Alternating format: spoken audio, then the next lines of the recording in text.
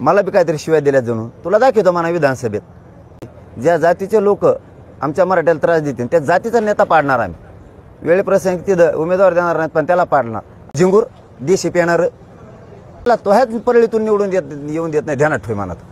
जरांगे पाटलांचा उपोषणाचा हा दुसरा दिवस। दुसऱ्या दिवशी आक्रमकपणे जरांगे पाटील यांनी बीड जिल्ह्यातील राजकारणासंदर्भामध्ये भाष्य केलं। जरांगे पाटील काय म्हणाले आपण ते ऐकू। बीड जिल्ह्यातले ते महाजनवाडीजवळ एक गाव आहे बीड तालुक्यात तिथंही असेच प्रकार झालेत। तिथल्याही लोकांना खूप त्रास दिला यांनी गावात येऊ द्यायनात मतदान का केलं म्हणून म्हणजे तुम्हालाच मतदानाचा हक्क आहे आणि त्यांना नाही आहे का। ही कोणची मगरुरी कोणची मस्ती। आम्ही 1-1.5 महिन्यापासून आव्हान करतो शांततेचं ते करत नाही आहेत।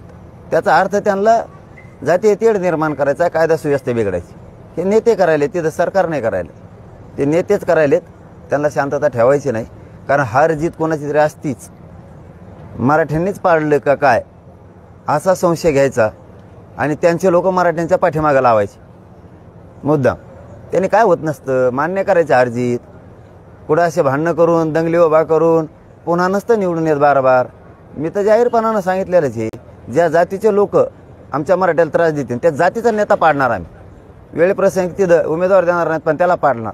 आल्याच विधानसभा जवळ कोण कोणाचं काय आहे ना त्यांचे जे भाषणात जरा म्हणते तर जणू मला ऐकायला मिळाले भाषणात म्हणते जणू कोण कोणाचं आहे आमच्या मागं कोण खंबीर उभा आहे मला बी काहीतरी शिवाय दिल्या जणू तुला दाखवतो म्हणा विधानसभेत तुला दाखवतो विधानसभेत कोण कोणाचा वर चढे आणि कोण कोणावर दंड थोपटितो तुला दाखवतो म्हणा काचका विधानसभेत। उमेदवार उभा करणार नाही पण त्याला असं पाडतो की ते बाप जेल मी उभा नाही राहायला पाहिजे तो नेत्याला वळवळ येतोय नेत्या जीवावर खूप कमी येतोय बाप का काहीतरी असा शब्द वापरायला जाणून त्यांनी मला डिटेल ऐकायला नाही मिळालं पण बाप का काहीतरी भाषणात असं नाही का झिंगूर देशी पेणार मराठ्याच्या जीवावर मोठं झालेलं आहे काही काळ पण आज पचपच करतोय जणू तो आता तू ज्याला म्हणला ना ज्याच्या जीवावर तो भाषण केलं ना त्याला मला विधानसभेला दाखवतो काच का तुला तो नेता तो नेत्याला तो ह्याच परळीतून निवडून येऊन देत नाही ध्यानात ठेव मनात। मस्ती मग परत मला म्हणते राग करतो ही मस्ती हे चिल्लर चाललर माकडं करतेत आणि नेत्याला चांगल्या नेत्याला भोगावं लागतं। हे चिल्लर चाललर माकडाने केलं त्यांच्या चांगल्या मोठ्या नेत्याला भोगावं लागलं। आता पुन्हा ते चिल्लर चाळे यांच्या माकडाने सुरू केले नेत्याला भोगावं लागणार। ठीक आहे तुम्हाला उभं राहायचंच ना आता बघू तोही जिरून टाकू नाही हो बीडचा विषय चाललाय नाही जातीचा नेता ज्या जात येडवणी करते मराठ्यांना त्रास देते मराठ्यावर अन्याय करते गोरगरिबावरती हे काम असतं शांतता ठेवण्याचं नेत्याच। मी सांगितलं माझ्या समाजात शांत राहा त्यांचा नेता सांगत नाही याचा अर्थ त्याला जातीवाद करायचा। मग जी जात मराठ्याला त्रास देईन त्या जातीचा नेताच इथून पुढे पाडी जायचा निवडणुकीत आता तिथं उमेदवार नाही द्यायचा पण ते जातीचा नेताच पाडायचा। म्हणजे त्याला बेकामी करून ठेवायचं। SP साहेबाला बीडचे आणि गृहमंत्र्यांना यांना आवर घाला यांना आवरा वेळीच आवरा यांना महामराठा शांत आहे।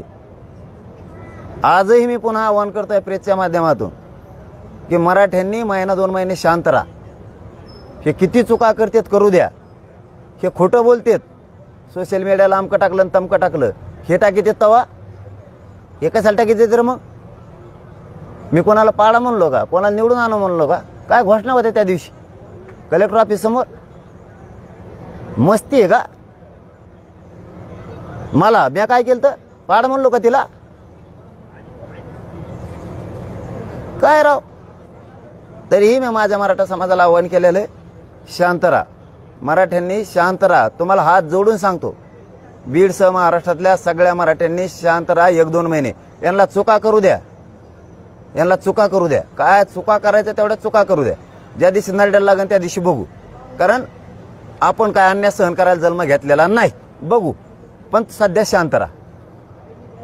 आणि याच्यात SP साहेबांना बीडच्या आणि गृहमंत्र्यांनी तातडीनं लक्ष घाला हे जाणून बुजून उद्रेक करायचा यांचा अंदाज आहे ते जाणून बुजून करायला लागलेत यांना वर घाला शाने असतांतर यांना वर घाला आणखीन बी आम्ही शांत आहेत आणि 1-2 महिने शांत राहणार आहेत हे शब्द आहे माझा। पण लय आमच्यावर अन्याय झाला तर आम्ही शांत तरी कसं राहायचं हे सरकारनं प्रशासनानेच उत्तर द्यावं आम्हाला। चलो धन्यवाद।